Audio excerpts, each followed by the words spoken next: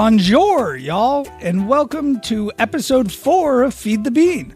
I'm Andrew, your host, your daddy day cuisine, and father of the bean. This is a podcast in which I make gourmet-ish foods for my picky eating toddler. I hinted at it last week that I would be turning my kitchen into a Parisian cafe that would hopefully serve exactly what the bean was looking for. Now it's time for the grand reveal. I decided to lean into the fact that the bean loves grilled cheese. It's one of my go-tos when I need to get her to eat something. But I thought to myself, how can we fancify, gourmetify something as humble as a grilled cheese? So I do what you should always do if you want to make something fancy. You look at the French version of it. Now, say what you will about the French, that they're wonderful, that they have erected a 100-foot tall steel phallus in the center of their city, that their food is delicious. You thought I was going to say something bad about the French there, didn't you? I would never. We had like 6 downloads on the trailer from France. I would never say anything bad about the French, except that maybe they should have nipped my buddy's French ex-girlfriend in the bud.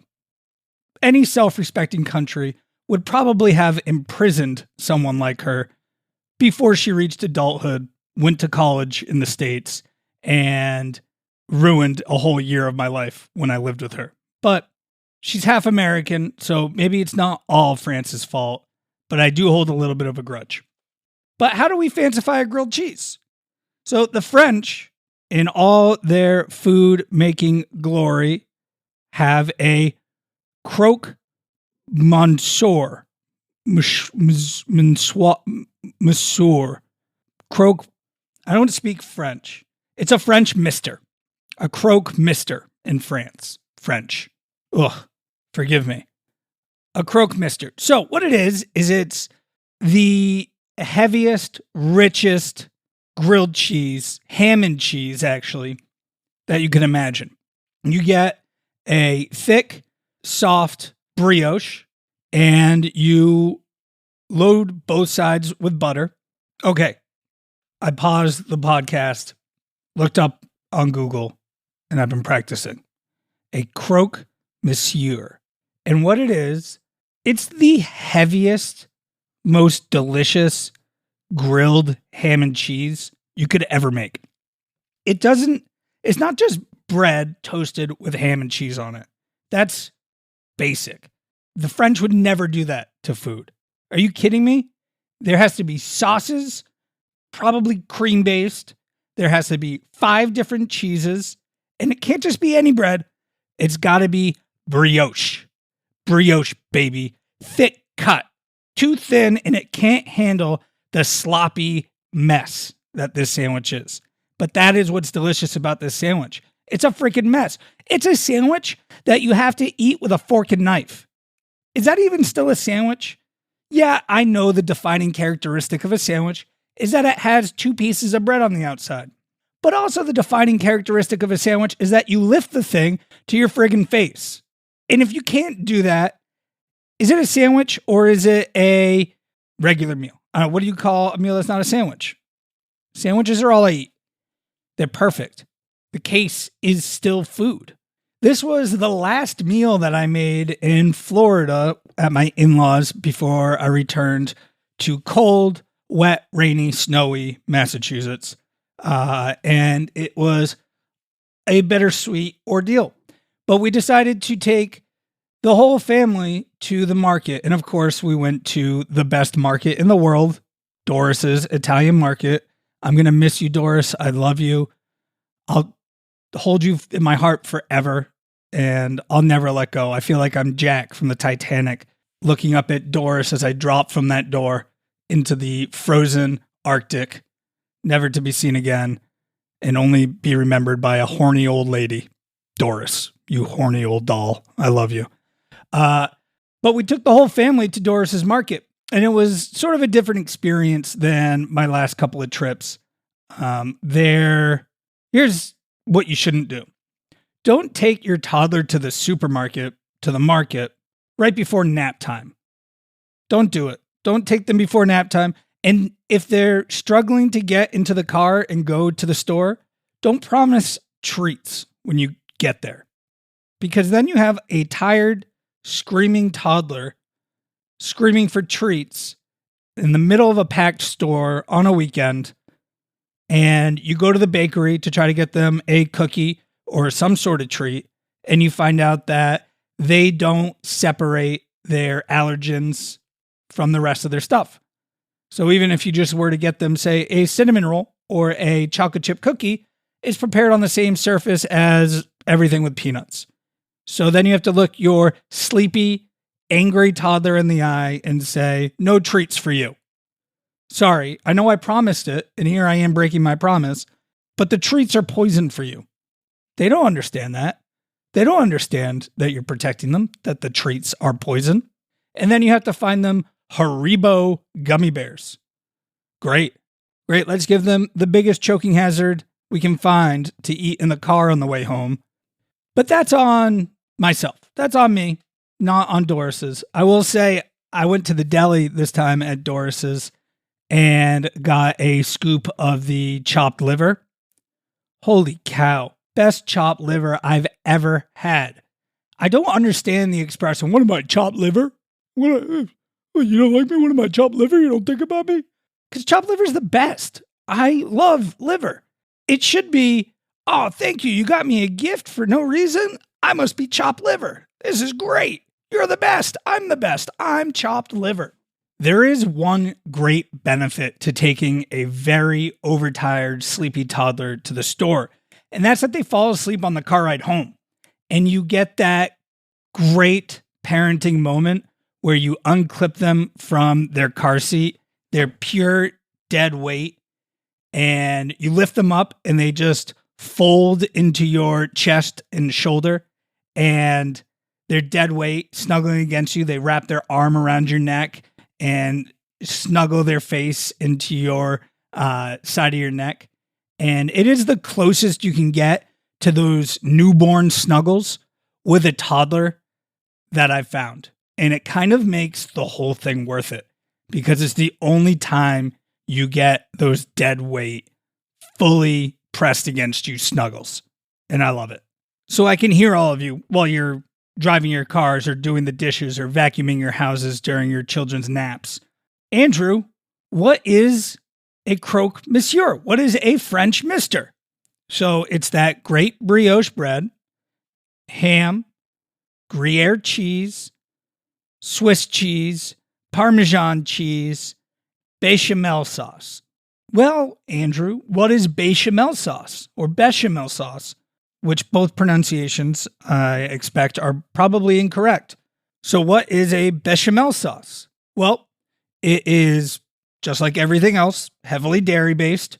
You start off by making a roux with melted butter and flour. In a separate small pan, you heat up half milk, half cream, and you get it just to the point before it's boiling. You want it steaming, and you slowly mix it in to your roux. You then add a little bit of nutmeg. If you're feeling gutsy, it gives it kind of a nutmeg flavor, which was really nice. I loved it. And you mix. You mix. You don't stop. And you want it to get to sort of a spreadable butter consistency. So if you're keeping track, we have butter, we have full cream, we have whole milk, we have Gruyere cheese, we have Swiss cheese, we have Parmesan cheese. That is 6 different dairy products. If you remember from a previous episode, I told you that I'm super lactose intolerant. And I was planning on recording after we ate, but my stomach was like the Atlantic during a hurricane. This sandwich is like kryptonite to my stomach's Superman. Except for the fact that Superman is otherwise indestructible, and even at the best of times, I lack intestinal fortitude. Instead of Superman, my stomach is more like the Joker from the Batman animated series from the 90s. Constantly trying to kill entire cities with noxious gas. Anyways, you make the sauce into a butter-like spread consistency, and then you set it aside. It's okay if it gets cold. You take your bread, you butter the outside, you put a layer of bechamel on the inside of both slices of bread, put down some shredded Gruyere, or if you have slices, put down some slices, put down some ham, put a little bit of Dijon mustard on the ham, not on the bechamel. You don't want them to mix. You want them separate. Then you put more cheese. Then you close up the sandwich with the other slice of bread, obviously, and you toast it on a pan like how you would make a regular grilled cheese. You take it off, and this is where you add the extra dairy that's going to ruin my night. You slather more bechamel on top.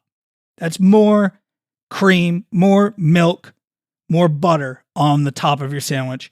And then you add more Gruyere, more Parmesan. Oh, I forgot to tell you, on the inside of the sandwich, we also have to add Swiss cheese to give it the ooey gooey meltedness. That kind of meltedness that when you pull the sandwich apart, you get those strings extending like you're in the middle of an Arby's commercial. That's what we're looking for. So I cut back on the amount of cheese a little. You should use the equivalent of like 5 or 6 slices of cheese per sandwich. And I probably did 1, 2, maybe 3 slices of cheese. It was hard to tell. I bought the Gruyere and the Parmesan in a block and shredded them myself. So it's really hard to tell how much cheese you're getting in there when you're just pulling from a shredded pile. I like using shredded cheese whenever I'm making a melt or a grilled cheese. I think it melts better and more evenly, more surface area. So the heat can contact more of the cheese and melt it quicker, because there's nothing worse than frying it in a pan and having the bread perfect and having everything inside still cold and unmelted. But there is a solution for that you use with the bechamel. So after we've taken it off the pan and we put in that bechamel on top, you've put the extra cheese on top, you move all of your sandwiches to a baking sheet and you have your oven preheated to around 300 degrees. And you slide it into the middle rack and leave it for 10 to 15 minutes until everything's looking the ooeyest and the gooeyest. Then you pull it out, and you don't pull it out. That's wrong. You move it to the top rack and put on broil. And you're going to have to keep a close eye on it, because what you want here is to get a top layer of browning on your top piece of bread with all the cheese on it. You want that cheese browned for texture and for the visual appeal. And then you take it out, cut it in half, serve immediately. We also served with this roasted Brussels sprouts tossed in olive oil and salt. Got them extra crispy. They were a big hit. Always love Brussels. Nothing quite like making your entire kitchen, nay, your entire house, stink like farts. From the cooking. The actual farts come afterwards from the Brussels, from the dairy. This is a fart-tastic meal. 10 out of 10 farts for this one. Now that we're serving the meal, let's go check in for a taste test with the bean. And as always, brace yourself for some screaming. Be warned. You want some broccoli? No. No. You want a Brussels sprout? No. No. Do you want just the bread? No. It's cheesy. Do you want cheese? No. I can't. Why not? I want apple. You want an apple? Oh no, get cracked. You want to sit on your chair and eat an apple? Can you say please? Okay, go get on it. I can't. Oh my goodness, Jen. Look at this cheese. No, I can't eat This ham is good. It's so good. it. Mom, what is that? It's wine. I love wine. You love wine? No. No. Do the wine? You don't like wine? No. No. You like milk. Yeah. He's silly. You've never had wine? No. No. Wine and coffee is for the grown-ups, right? Yeah, do you dumb? Yeah, no. Oh. See. I done. You're not all done. Daddy's cutting up an apple. First, let me say that was a nightmare to edit. It was basically 15 minutes of screaming, intercut with a little bit of quiet time and a little bit of talking. And that's what you heard. But that wasn't even the hard part about editing. That's expected when you're recording a 2-year-old trying to eat, trying to get them to sit at the table. No, apparently someone in this family is a horse wearing a human mask. The lip smacking, the mouth noises, the tongue noises, the heavy breathing. I know this was a heavy meal and required some chewing, but holy moly, this was an exercise in trying not to puke on my laptop. That's the kind of sound I'm talking about. So I did my best to edit it out. If you heard any of it, I'm sorry. But listening back to the Bean's reaction really brings me back to that moment and how utterly heartbroken I was by her refusal to eat dinner. This was supposed to be a guaranteed home run out of the park.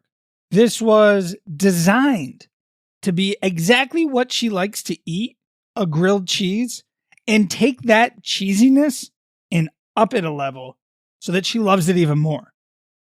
Like, I was so proud of myself when I was shopping for this because I was so convinced it was going to be a hit, that this would be one of those meals that when I ask the Bean, what do you want to eat?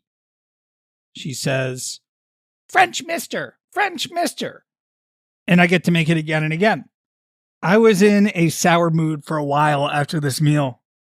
You know, you expect to be used to having a toddler not enjoy or refuse to eat what you make them and just want an apple instead. But it wasn't supposed to go this way. This was my coup de grace, which is French for cup of grace. I am making up. But like, if I can't take a grilled cheese that she loves and gourmet it up even beyond the normal with the avocado and seasoning and cooking it in ghee like I normally do, if I take it a level beyond that and she won't eat it, what will she eat? What am I doing? How do I get her to get these foods down her screaming gullet?